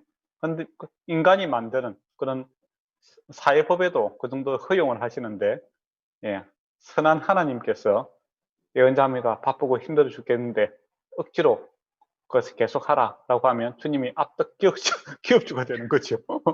그렇잖아요, 그죠? 맞잖아요. 거기에 대해서 좀 자유화하는 게 좋습니다. 그러나 주님께서는 이 의무감보다는 사랑으로 하라 이렇게 이야기되지 않습니까? 그러니까 또 그런 의미에서는 또 그럴 때 내가 아프고 힘들더라도 가끔 이제 우리가 내가 주님 주어진 일에 내가 죽더라도 내가 해야 되겠다. 네, 그런 마음이 생길 때가 있어요. 그거는 이제 악덕 기업주에게 눌려서 가는 것이 아니라, 예, 내가, 예, 그 주님의 십자가의 정신이 그때 발동이 되는 거죠. 예, 그때는 이제 내가 그럼에도 불구하고 그 일을 하게 됩니다. 그때는 이제 주님께서 이제 새로운 마음을 또 주세요. 기쁨을 주십니다. 기쁨을 주시고 또 그것을 감당할 수 있는 능력을 주심으로 동시에 느껴지는 게 뭐냐면, 내가 하는 게 아니라 참 주님께서, 예, 나를 사용하시고 있다라는 것을 깊이 깨닫게 될 때가 있어요. 그리고 내가 뭐 괜히 했다 힘들어 죽겠는데 못하겠다가 아니라 세상이 알 수 없는 이 기쁨을 주십니다. 즐거움을 주세요. 예, 그런 마음으로 하시면 됩니다. 근데 내가 뭐 마음도 안 믿고 아프고 도저히 못하겠다 하면 목사님들한테 이야기해서 조금 쉬는 것도 괜찮습니다. 예, 목사님들도 좀 쉬잖아요. 목사님들도 휴가도 있고 뭐 그렇게 있잖아요. 그죠? 네. 예. 그러니까 쉬어도 되죠. 좀 쉬었다가 회복하시고 하셔도 되고, 또 만약에 그 일이 또 자기한테 은사가 안 맞을 수도 있거든요. 그죠? 은사라는 것은 일하면 참 재미가 있어요. 그래서 중독 현상이 나타납니다. 하지 말아도 하고 싶은 게 은사예요. 마치 물고기가 물속에 있으면은 물 밖으로 놀라면 곤란하잖아요. 그죠? 나 여기 좋다고 하잖아요. 예. 또 새는 날아다니는 게 좋은 거고 즐겁잖아요. 그죠? 말은 막 뛰어다닐 때 즐겁고 그렇잖아요. 그죠? 그것처럼 자기한테 맞는 은사, 즉은 하나님께 주신 은사대로 살아가면은 새 힘이 납니다. 새 힘. 피곤함을 모르게 진짜 일하게 되고 즐거워서 일하게 되고 그렇잖아요. 그러니까 만약에 그 나이트에 가서 안 가봤죠. 저도 안 가봤는데 어쨌든 밤새도록 이렇게 노시는 분들 참 대단하다고 생각해요. 저는 피곤해서 어떻게 있겠나 그런 생각을 하는데, 근데 그분들 좋아서 하잖아요. 그죠? 좋아서 하는 거예요. 그것처럼 그게 은사가 맞아서 그런 거예요. 예. 근데 우리 예수 믿는 사람들은 내 마음에, 예, 그냥 하나님께서 주신 은사가 맞으면은 밤새도록 하게 되는 그런 일들이 생기게 되죠.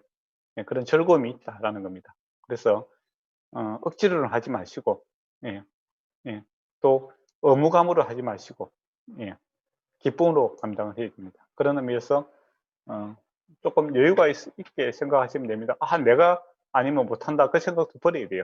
예, 다른 사람이 할 수 있어요. 주님께서는 뭐 이 돌멩이를 가지고도 아브라함 자손을 만든다고 했지 않습니까? 특히 이제 목회자, 저 같은 목회자들이 이제 오류에 빠지는 게 뭐냐면 '내가 아니면 안 된다.' 이제 그런 생각을 할 때가 많아요. 예.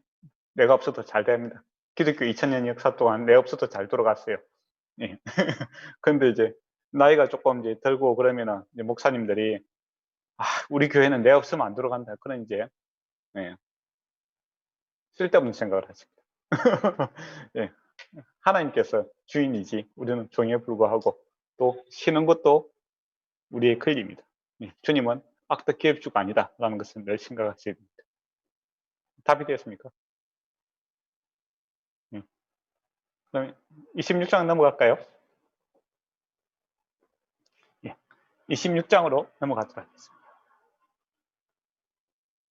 1절에서 이제 5절까지의 말씀을 보면 이제 예수님께서 네 번째로 이제 십자가 지실 것을 이제 이야기를 하고 있습니다.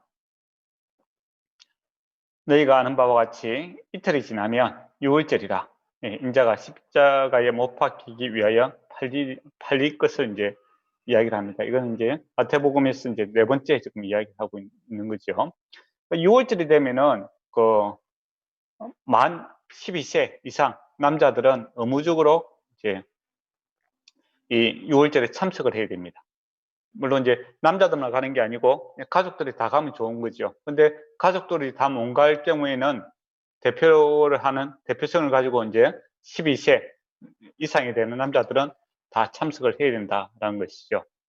그렇게 하면 이제 보통 이제 이 예루살렘에 6월절 되면 한 25만 명이 그 예루살렘에 모입니다. 지금 현재 우리가 25만 명이라 하면 그렇게 큰 숫자는 아니잖아요. 그죠? 네, 근데 그 당시 이제 그 시골에 25만 명, 그 예루살렘 도시라고 해도 그 당시는 뭐 시골스럽잖아요. 그죠?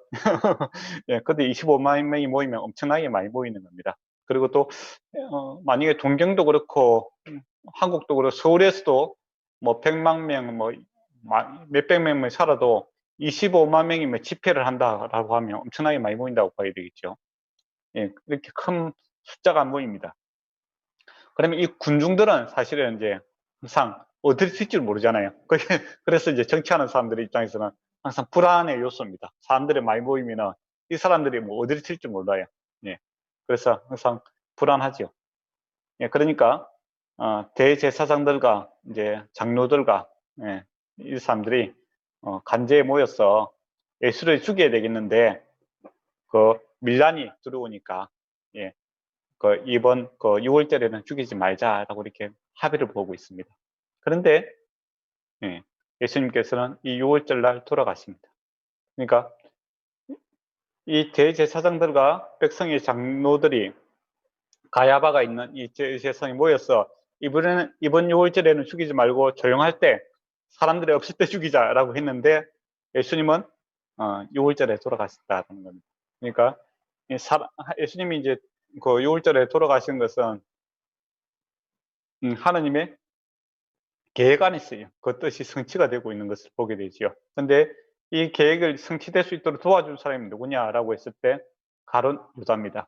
가룟 유다가 예수님이 어디 있다는 것을 딱 가르쳐 줌으로써 예수님께서 6월절 어린 양으로 이렇게 돌아가시는 걸 보게 되죠. 그래서 가룟 유다는 이 악한 도구로 사용됩니다. 그러니까 우리가 하나님의 선한 도구로 이렇게 살아야 되는데 악한 도구로 살아가는 것은 참 불행한 일이죠. 그런 의미에서 예수님이 말씀하시는 것처럼 그럼 태어나지 않았으면 좋았을 뻔했다. 그렇게 이야기를 하는 겁니다. 예. 그래서 내가 기도할 때도 하나님의 선한 도구가 되어 살아가기 원하고 또 하나님 쓰시기에 편한 도구가 되기를 원합니다. 이런 기도는 정말 중요한 것 같아요. 근데 3절에 보면 대제사장들이라고 이렇게 돼 있죠. 원래 대제사장은 한 명밖에 없습니다. 한 명이 중심적이에요. 죽고 나야 이제 새로운 사람이 대제사장이 되는데 그 당시에는 이제 저번에 처음 이야기 드렸던 것처럼 안디바가 이제 원래 대제사장인데 사람이 나쁜 짓을 많이 하니까 이제 민원이 계속 들어왔어요. 그래서 로마에 보고가 되고 헤롯이 이제 정치적인 입장에서 이제 바꾸는 겁니다.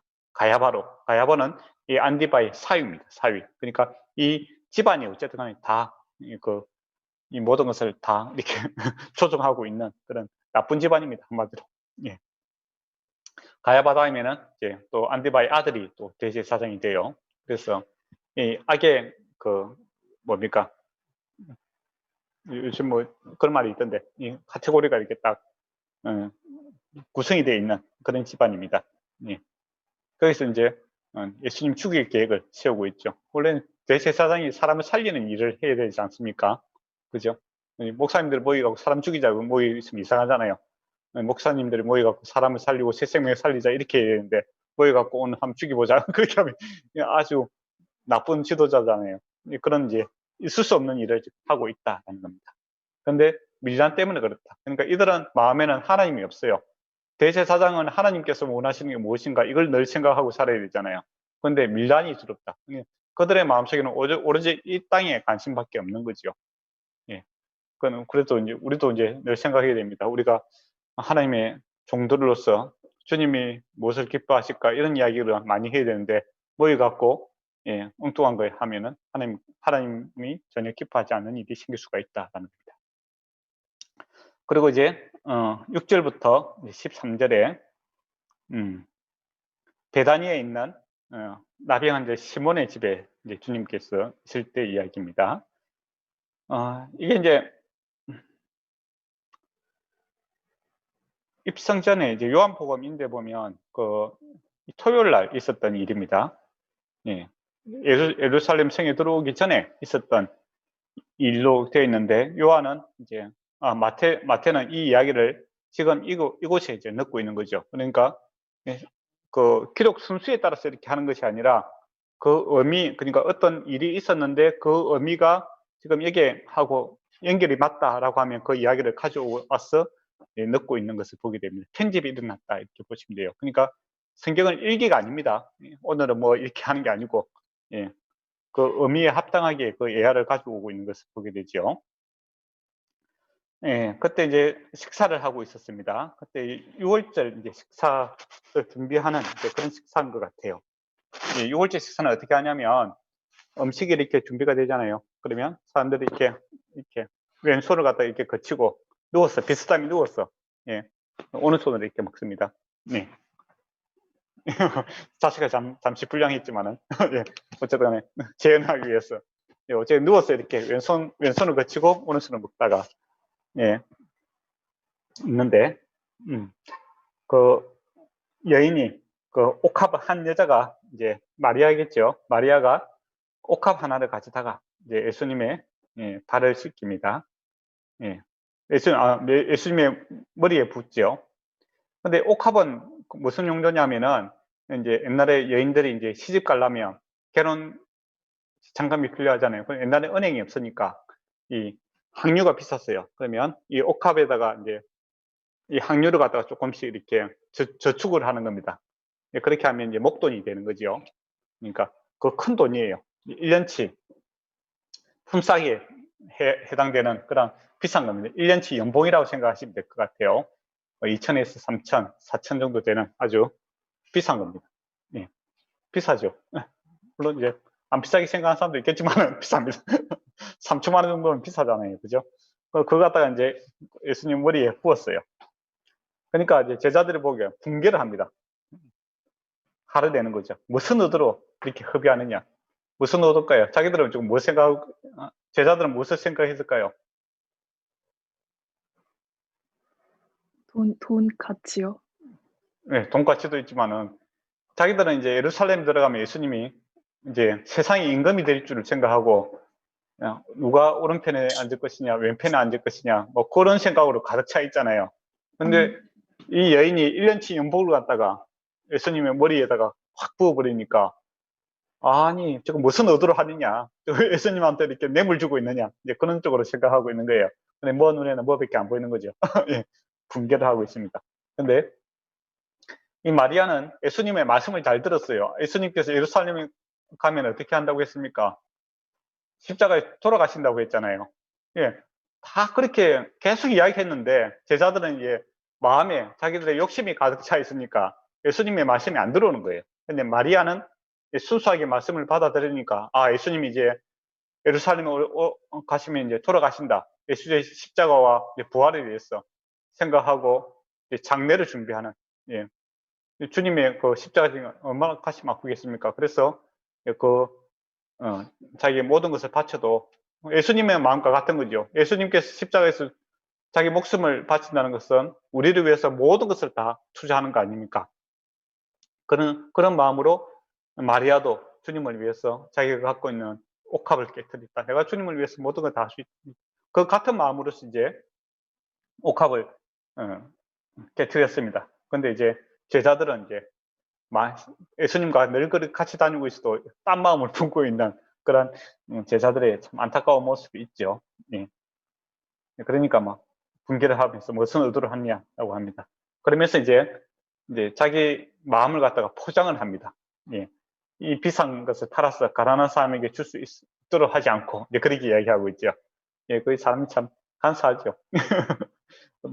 어떤 사람들은 이제 자기 마음을 속이기 위해서 이렇게 포장을 하는 경우도 있다는 겁니다. 우리가 잘 분별해야 돼요. 근데 예수님께서 뭐라 합니까? 너희가 어찌하여 이 여인을 괴롭게 하느냐? 그가 내게 좋은 일을 하였다. 이 좋은 일은 무슨, 어떤 의미에서 좋은 일일까요? 예수님의 말씀을 순수하게 받아들이고 그거에 대해서 준비를 하는 그런 그렇죠. 일일까요? 예, 그렇죠. 일단은 뭐, 값비싼 걸 가져왔다가 좋은 일로 생각하면 곤란하겠죠. 그러면, 예, 이거, 뭐, 롤렉스 정도 3천만 원 가져왔네. 좋아. 이렇게 하면 곤란하잖아요. 그죠? 예수님께서는 가부의 두 랩돈도 보시고 뭐라고 했습니까? 가장 많이 흥금하셨다. 이렇게 이야기했잖아요. 그러면 이게 뭐 3천만 원짜리가 돼서 최고다. 이게 아니잖아요. 그죠? 여기서 좋은 일이라는 것은 예수 그리스도의 십자가와 부활, 즉 구원과 관련된 일에 동참하는 것은 좋은 일이다. 그렇게 보시면 되는 겁니다. 그러니까 우리가 예수님 그리스도의 구원의 사역과 사역에 관련된 일에 우리가 힘쓰고 애쓰는 거, 이거 의미 있는 일이다라는 겁니다. 좋은 일이다. 그러니까 그 일을 위해서 우리가 가부의 두 랩돈을 하나님 앞에 드리는 것도 귀한 일이고, 또 이 여인처럼 옥합을 깨뜨리는 것도 귀한 일이죠. 그러면 우리도 좋은 일을 한다라고 했을 때 주님의 이 구원의 사역에 동참하는 일이 좋은 일을 하는 것이죠. 주님께 그 양의 문제가 아니라 이 반향성의 문제다라는 것을 기억했으면 좋겠습니다. 그러면서 내 몸에 항유를 부은 것은 내 장례를, 그 장례식 죽고 나서 장례를 위함이다. 이렇게 이야기하는 겁니다. 그러니까 예수님께서 그렇게 이야기했는데 제자들은 그걸 안 받아들이고 있어요. 근데 이 여인은 받아들이고 있고, 참 희한하죠. 그러니까 제자들이 사실은 조금 함량 미달이에요. 그렇지 않습니까? 3년 동안 그렇게 이야기를 했는데, 예. 이 여인은 가끔 만나잖아요. 가끔 만난 사람도 충분히 이해할 수 있는 것을 제자들은 그렇게 안 받아들이고 있어요. 그러고 보면 12제자가 사도가 된 것은 하나님의 은혜입니다. 그러면 저도 우리도 많이 부족하지만은 목사로 살아가는 것도 하나님의 은혜죠. 저는 그렇게 생각합니다. 그리고 진실로 너에게 이르노니 온 천하에 어디든지 이 복음이 접하되는 곳에는 이 여자의 행한 일도 말하여 그를 기억하리라. 무엇을 기억하라는 겁니까? 이 여자의 어떤 행동을 기억하라는 겁니까? 그 구원에 동참한 그 행동. 그렇죠. 네. 맞습니다. 그렇게 기억해야 되는데 이 여인이 비싼 걸 하나님께 드렸어요. 그걸 기억해야 됩니다. 그렇게 하면은 이단이 되는 겁니다. 이단들은 이런 거 좋아하잖아요. 옥합을 깨뜨렸다. 그래서 너도 집에 가서 옥합, 너의 재산을, 집을 팔아서 주님께 바치라. 뭐 이런 식으로 이야기하면 그런 이제 이단이 되는 거예요. 맞잖아요. 예. 근데 그렇게 하시는 분들이 있어요. 옥합을 깨뜨린 것처럼 너의 귀한 것을 주님께 드리라 라고 이야기를 하면서 그렇게 하면 안 되고, 이 여인이 주님의 십자가와 부활에 함께 동참하고 있다는 것을 기억해야 된다는 겁니다. 그래서 거기는 오늘 하루가 될 수도 있고, 내 시간이 될 수도 있고, 내 마음이 될 수도 있고, 그죠? 거기에 대한 가치를 해야 되지, 뭐, 액수를 많이 들여야 된다. 뭐 그런 식으로 설교를 하게 되면 이 문제가 있는 거예요. 그러면 가부의 두 랩돈은 아무 의미가 없어지게 되지 않겠습니까? 그죠? 예. 그리고 이제 아주 이제 반대적인 사람이 나옵니다. 가룟 유다. 가룟 유다는 이 시점에 어떤 일을 합니까? 대제사장을 만나서 은삼십에 예수님을 이렇게 내어주겠다 이렇게 이야기합니다. 은삼십은 얼마 정도의 돈일까요?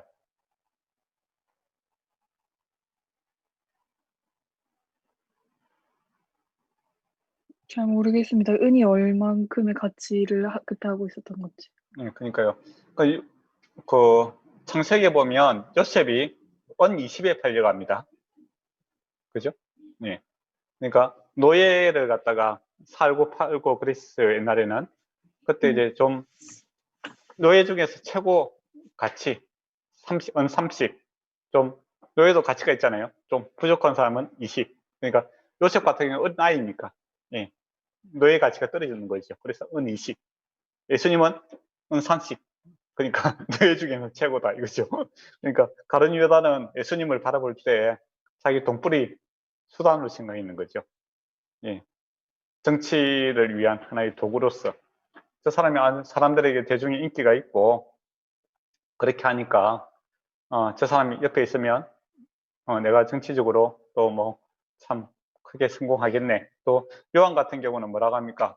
그는 처음부터 도덕이다 그렇게 이야기하잖아요. 그가 재정을 맡았는데 요한이 좀 관찰력이 있는 사람이죠. 물고기 잡으면 어떻게 합니까? 153마리 세고 그렇게 하잖아요. 가만히 쳐다보니까 그 후원금 들어왔는 것 같고 이렇게 인마이 포켓 딱 자기가 넣고 쓰고 하는 그런 것을 받는 거예요. 그래서 처음부터 도덕이었다라는 겁니다. 예. 예수님 따라다니면서 하나님 나라 주님의 일에는 관심이 없고 그 사람을 이용해서 내가 돈을 벌겠다 이제 그런 마음으로 왔는 거예요. 근데 예수님께서 계속 예루살렘 가면 내가 세상의 왕이 되겠다 이렇게 이야기 안 하고 예루살렘 가서 내가 죽을 거야 그 이야기를 하는 거예요. 그러면 죽은 노예는 필요가 없잖아요. 그렇잖아요.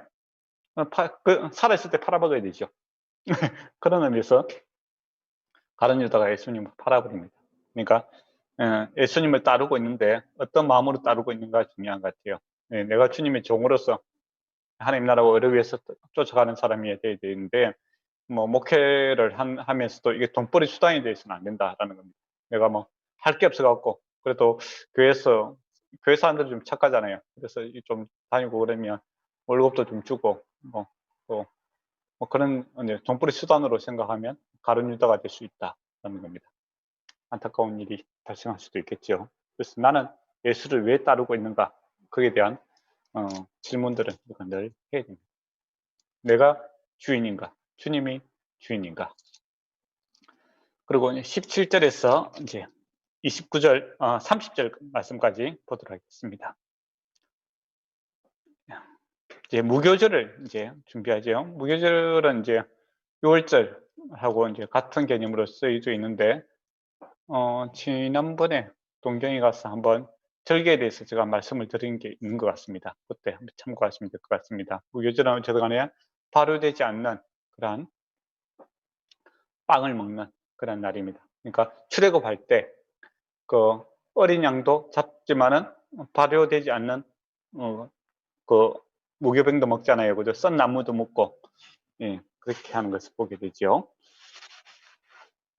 그리고 어디서 먹겠느냐라고 이제 준비를 하게 됩니다. 근데 성 안에서 18절에 보면 성 안에 아무에게 가서 선생님이 내 때에 가까이 왔으니 내 제자들과 함께 유월절을 내 집에 지키겠다 하시더라 하라라고 합니다. 그러니까 그 주인이 집을 내주는 것을 보게 되지요. 마태복음에서는 예수님이 왕으로 오신 그런 분입니다. 그래서 그 말씀을 하시니까 이렇게 그, 그 사람이 아무 말 없이 그것을 내어주시는 그런 것을 보게 되죠. 사전에 이렇게 이야기가 되어 있겠죠. 예. 그리고 이제 20절에 보면 이제 앉았더라 이야기를 합니다. 이게 이게 중요합니다. 6월절 날에 식사는 아까 뭐랬죠? 이렇게 집에서 이렇게 먹는 거예요. 예, 먹다가 보통 때는 이제 가장이 이렇게 딱 앉습니다. 그러고 나서 축복을 이렇게 해줘요. 이게 그러니까 예수님께서 같이 식사하다가 앉으니까 이제 예수님이 그곳에서 대장이잖아요. 그러면 이제 보통의 경우는 이제 축도를 하십니다. 우리도 예배 마치고 나면 축도하잖아요. 예, 그것처럼 축도를 하셔야 되는데 예수님께서 축도는 안 하시고 뭐라고 합니까? 내가 진실로 너에게 이르노니 너희 중에서 한 사람이 나를 팔리라 이 얘기를 하십니다. 그러니까 깜짝 놀라겠죠. 그렇지 않습니까? 목사님이 축도하는 시간에 축도하시다 그 성도들은 예수님 목사님 손 들면 무슨 생각하겠어요? 아, 좋은 거 복 빌려주시겠구나. 이제 그런 기대를 하고 눈을 감고 있는데 목사님께서 갑자기 이 중에선 나를 배신하는 자가 있습니다. 이렇게 하면 사람들 당황스럽잖아요. 똑같은 거예요. 네, 아주 당스러운 이야기를 하십니다. 근데 왜 이 시점에 예수님께서 이야기하셨을까요? 예, 분명하게 알려주기 위해서입니다. 회개할 기회를 주고 있는 거죠. 그러니까 뭐 시끄러운 가운데서 이 중에서 내가 팔 사람이 있어 그렇게 하면 그냥 뭐 농담인 줄 알고 넘어갈 수 있는 거잖아요. 근데 축도하는 시간에 다른 사람들이 다 이렇게 눈 감고 있을 때 복을 빌어 주어야 되는 그 시간에 나를 팔리라 라고 하면 얼마나 놀라겠어요. 예, 그래서 깜짝 놀랍니다. 그래서 22절에 각각 주여 나는 아니지요 그렇게 이야기합니다. 근데 가룟 유다만 뜨끔해야 될 건데 왜 다른 제자들도 뜨끔했을까요? 그게 더 놀랍잖아요. 가룟 유다는 이제 팔 생각이 있으니까 돈을 받아왔으니까 가룟 유다가 뜨끔해야 되잖아요. 어휴 들켰구나 이렇게 생각해야 되는데 제자들도 마음이 뜨끔했는 거예요. 나는 아니지요. 왜 그럴까요? 참 가룟 유다나 본인, 열두 제자나 비슷하지요, 그죠? 사실은. 예. 네. 참 하나님 은혜 아니면 우리가 참 예수 믿는 사람이 될 수 없는 거예요, 사실은. 깜짝 놀랐어요. 예, 그러면서 이제 예수님께서 분명히 나와 함께 그러게 손을 넣는 그 사람이 나를 팔리라 라고 이야기합니다. 그리고 인자는 자기에 대해서 기록하되 말씀대로 이렇게 성취가 된다는 겁니다. 인자는 파는 그 사람에게도 하가 있을 것이다. 그 사람은 차라리 태어나지 않았으면 제게 주을 뻔하였느니라 이야기합니다. 그러니까 정말 지금 돌이켜야 된다. 분명하게 이야기를 하는 거예요. 그죠? 그러니까 유다가 이야기합니다. 거짓말이죠. 유다가 라삐어 나는 아니지요 하니까 예수님께서는 내 말이 맞다 이렇게 이야기하잖아요. 이거 네가 팔 거다 이야기하는 겁니다. 그러면 그때라도 회개했으면 얼마나 좋겠어요. 그때 참 악에 한번 이렇게 사로잡히면 회개하기가 쉽지가 않은 것 같아요. 그러니까 깨어있는 거, 다른 12제자들은 이게 지금 가룟 유다하고 비슷한 수준이에요. 비슷한 수준인데 자고 있는 거예요. 자고 있으니까 깨어날 수 있습니다. 그런데 깨어나면 회개하겠죠. 나중에 다른 제자들도 예수님 부인하고 뭐 저주하고 그렇게 하잖아요. 회개합니다. 근데 가룟 유다는 죽은 자예요. 그러니까 회개를 안 합니다. 예. 그러니까 예수 믿는 사람도 잘못할 수 있어요. 그러나 회개합니다. 제정신 들고 깨어나면 회개하잖아요. 근데 믿지 않는 사람은 회개를 안 하는 거예요. 그죠? 예. 가룟 유다가 회개하지 않고 이제 안 하게 되죠. 그리고 축복하시고 받아 먹어라. 이것은 내 몸이다라고 하면서 이제 예수님께서 우리 영적 양식이 될 것을 이야기를 하며 또 우리가 예수를 먹고 사는 사람들입니다. 저와 여러분이 우리의 양식이 될 것을 이야기합니다. 이것은 제 사함을 얻게 하려고 많은 사람을 위하여 흘린 바 내 피의 언약이니라 이야기를 하고 또 포도주를 나눠주시면서 이제부터 하나님 나라에서 새 것으로 너희가 먹고 마실 것이게 될 것이다 이야기를 합니다. 이제 6월절 아래는 보통 그 포도주를 네 번에 나눠서 이렇게 마시고 그렇게 합니다. 그러면서 이제 그때마다 이렇게 멘트를 하세요. 거기에 대해서는 오늘 시간이 다 되었으니까 다음 주에 이 6월절에 대해서 조금 더 자세하게 말씀을 드리도록 하겠습니다. 혹시 여기까지 했는데 혹시 뭐 질문할 게 있습니까? 네. 아까 목사님이 그 초반에 말씀하셨을 때 이제 가룟 유다를 악한 도구로 주님께서 이제 쓰셨다라고 말씀을 네. 하셨잖아요.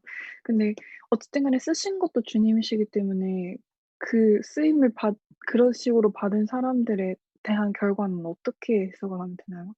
그러니까 뭐 그게 이제 그러니까 우리가 이제 믿는 사람들도 하나님의 믿는 사람들도 하나님 은혜가 임했을 때 내가 믿는다 이렇게 반응을 하잖아요. 그러니까 자기 인격이 거기에 들어가는 거고 또 악한 도구로 사용되는 사람들도 자기가 인격이 들어가는 거죠. 그게 책임이 들어간다라는 겁니다. 구약에 보면 이제 바로 알죠? 예. 바로도 보면 이 마음이 깜빡해졌다라는 것 갖다가 20번을 써요. 성경에 창세기에. 근데 반은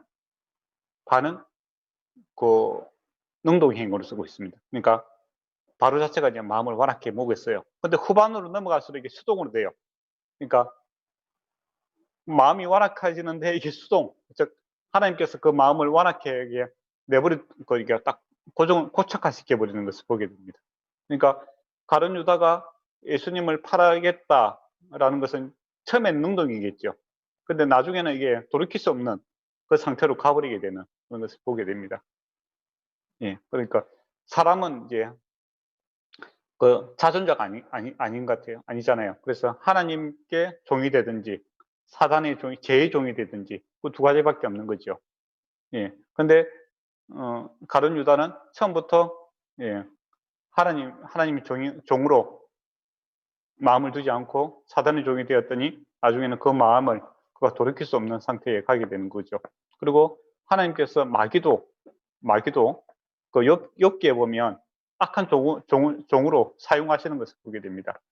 예, 그래서 그 뭐 하나님 그래서 무엇이 선인가라고 했을 때 하나님 편에 서 있는 것이 선이다라고 이렇게 보면 될 것 같아요. 그래서 선이라는 기준을 갖다가 우리는 윤리도덕적으로 많이 생각하지 않습니까? 그죠? 근데 크게 보면은 이게 소속의 문제이기도 해요. 제가 저번에 한번 이야기 드렸는데 한번 생각해 보세요. 늑대가 배가 고파요. 산을 넘어서 딱 보니까 양떼가 많은 거예요. 그러면 늑대 입장에서 뭡니까? 오늘 만찬이다. 아주 기쁨이 되겠죠. 예. 그래서 이제 양을 탁 잡아먹으려 하는 순간에 돌멩이가 날라왔어요. 예. 근데 목자가 이제 돌멩이 던지는 거죠. 그러면 양의 입장에서 보면 목자는 어떤 사람입니까? 자기 생명을 구원해준 구세주잖아요. 근데 늑대 입장에서 보면 그 목자는 어떤 사람입니까? 자기 생존권을 위협하는 사람이잖아요. 그죠? 악당이잖아요. 그죠? 그래서 무엇이 선인가라고 했을 때 일단은 소속의 문제다라는 것이죠. 그래서 우리는 하나님 편에 있기 때문에 하나님께서 하신 모든 것을 선으로 봅니다. 예. 그리고 하나님 밖에 있는 사람은 하나님께서 하신 것이 악으로 볼 수 있는 거죠. 예. 그래서 좀 우리가 판단하기 어려운 것들이 많죠. 그렇지 않습니까? 그러니까 특히 구약 같은 거 읽다 보면 다윗이 잘못했는데 다윗이 인구 조사를 하잖아요. 그죠? 네, 인구 조사를 해갖고 역병이 생겨서 많은 사람이 죽잖아요. 그러면 다윗이 잘못했는데 왜 다른 사람이 죽어야 되냐? 네, 그렇게 이야기할 수도 있을 것 같고, 예, 그죠? 또 욥기 같은 경우에 왜 하나님께서 그 마귀의 그 이야기를 들어줘 갖고 욥의 아들들이 죽어야 되는가? 욥의 아들들은 무슨 죄인가? 그렇게 이야기할 수도 있을 것 같아요. 예, 그래서 우리가 이제 어떤 현상들에 대해서 그때마다 뭐 다 설명할 수 없는 부분이 있습니다. 그러나 크게 봤을 때 욥도 그런 이야기를 해요. 내가 하나님과 한번 따지고 싶다. 예, 난 잘못한 게 없다 이거죠. 근데 하나님께서 욥을 만나실 때 무슨 이야기를 하냐면 그때 있었던 이야기들을 안 해요. 청상에서 뭐 이런 이야기가 있었는데 뭐 그런 이야기를 안 합니다. 엉뚱한 이야기를 해요. 네가 저 가마귀 그 숲속에 있는 가마귀 새끼들 있는 그 야생 짐승들을 이렇게 어떻게 먹고 사는지 알고 있느냐부터 시작해서 공룡을 이야기하지 않습니까? 또 바닷속에 큰 깊이 있는 가봤느냐 이 이야기를 해요. 또 하늘에 있는 우박천구를 네가 보았느냐 이 이야기를 합니다. 그러니까 하나님의 크고 위대하심에 대해서 이야기해요. 그러면서 이제 욥이 그것을 받아들입니다. 그러니까 우리가 선과 악의 기준을 갖다가 시대마다 이렇게 계속 바뀌고 있어요. 또 사람의 기준에 대해서 계속 바뀌고 있는데 그게 아니라 우리의 선의 기준은 하나님께 있다라는 겁니다. 하나님이 선하시고 하나님 그리고 그렇게 받아들여야 됩니다. 예. 네, 혹시 감사합니다. 답이 됐습니까? 네, 답이 됐습니다. 예. 감사합니다. 예, 그래서 우리가 하나님 믿음이라는 것도 되겠죠, 그죠? 하나님은 크고 위대하시고 선하신 분이기 때문에 하나님의 뜻이 이루어지는 것이 선이다 이렇게 받아들입니다. 예, 그런 네. 의미에서 우리가 순종이라는 것도 필요하겠죠. 예.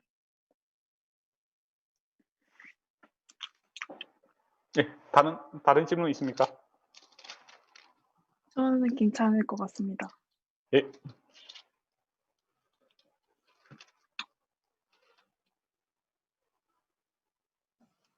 네, 목사님 괜찮을 것 같습니다. 고맙습니다. 예, 감사합니다. 네. 예, 그러면 오늘 예언자님 기도해 주시고 마치도록 そうする 할까요? と、ね円島祈ってから終わ 기도하겠습니다. 사랑하는 아버지 주님, 이렇게 또 변함없이 이 자리에 나와서 또 목사님을 통해서 주님께서 말씀해 주셔서 아버지 감사합니다. 주님 뉴스를 볼 때마다 이 세상이 얼마나 악한지 아버지 주님을 믿는다고 하는 사람들조차도 아버지 올바르게 판단하지 못해서 주여 아버지 이웃에게 좋지 않은 영향을 끼치고 또 주의 이름에 또 안 좋은 또 결과 안 좋은 그런 일들이 생기는 거를 주님 봅니다.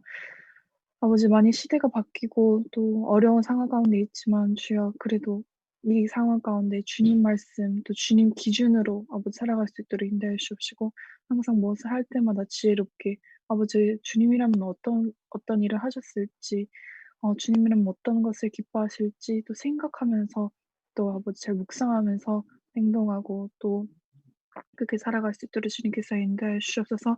저희 한 사람 한 사람 다 건강할 수 있도록 주님께서 잘 보살펴 주시옵시고 또 무엇보다도 이제부터 있을 한 주간 동안 아버지 주님의 은혜 가운데 살아갈 수 있도록 주님 도와주시옵소서. 사랑하는 예수님의 이름으로 기도드렸습니다.